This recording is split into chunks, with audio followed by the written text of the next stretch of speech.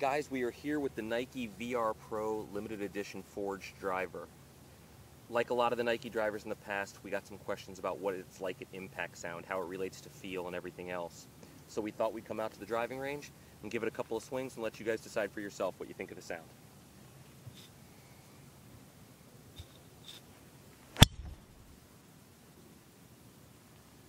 That one was really well struck, and as you can hear, the sound is a much more toned down impact audible tone than what we had in the past. Let's give it another try here.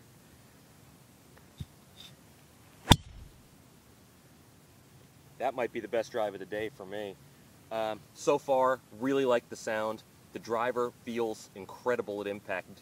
A lot of that is related to the sound, and it seems to have a mid-ball flight, low to mid I should say, and the ball just travels for what seems like ever. Thanks everybody.